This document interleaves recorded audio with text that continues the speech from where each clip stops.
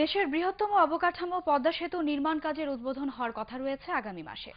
এরই মধ্যেই প্রকল্পের অধীনে জাজিরা কনস্ট্রাকশন ইয়ার্ডের নদীর তীর সংরক্ষণের জন্য স্থায়ী বাঁধ নির্মাণ কাজও প্রায় শেষ। এই বাঁধ নির্মাণের ফলে কনস্ট্রাকশন ইয়ার্ডের পাশাপাশি নদী ভাঙনের হাত থেকে রক্ষা পাচ্ছেন এই অঞ্চলের কয়েক হাজার মানুষ। শরীয়তপুর থেকে রকুনুজ্জামান পারভেজের রিপোর্ট, জানাচ্ছেন রোকেয়া রহমান বর্ণা। মূল সেতু নির্মাণ কাজ শুরুর আগে কনস্ট্রাকশন ইয়ার্ড নির্মাণ ও নদীর তীর সংরক্ষণের কাজে হাত দেয় সেতু বিভাগ। 2300 মিটার নদী তীর প্রতিরক্ষা বাঁধ নির্মাণের জন্য 2013 সালের 29 জানুয়ারি ভারতীয়া ও MM বিল্ডার্সকে কাজ দেয়া হয়। প্রকল্প ব্যয় ধরা হয় 96 কোটি টাকা। পরে সে বছরের 2রা মার্চ শরীয়তপুরের জাজিরা পয়েন্টে কাজের আনুষ্ঠানিক উদ্বোধন করেন প্রধানমন্ত্রী শেখ হাসিনা। শুরুতে 6 মাসের মধ্যে কাজ শেষ করার শর্ত থাকলেও পরবর্তীতে এ বছরের 15 মে পর্যন্ত তা বাড়ানো হয়।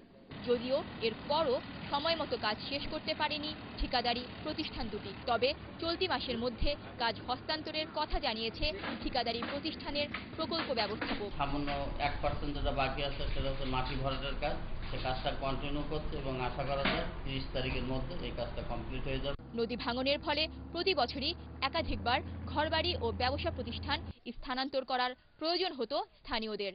এখন এই বাঁধ নির্মাণের ফলে নদী ভাঙনের হাত থেকে রক্ষা পেয়ে খুশি এখানকার মানুষ। প্রত্যেক বছরেই আষাঢ় মাস আসলেই নদীতে ভাঙে। এখন মাননীয় প্রধানমন্ত্রী শেখ হাসিনার উদ্যোগে ব্রিজের বাঁধ দেওয়ায় আমরা বিরাট উপকৃত। আমার বাবা মারার পর আমি 3বার পদ্মার থেকে ঘরবাড়ি সরাইতে হয়েছে এবং বেড়িবাঁধ হওয়ানে এখন যেরকম ভাঙছে না। বালু ভর্তি জিও ব্যাগ 45, 35 ও 30 সেন্টিমিটার এই 3 আকৃতির সিসি ব্লকের সমন্বয়ে পদ্মা বহুমুখী সেতু প্রকল্পের অধীনে কনস্ট্রাকশন ইয়ার্ডের এই স্থায়ী বাঁধ নির্মাণ করা হয়েছে।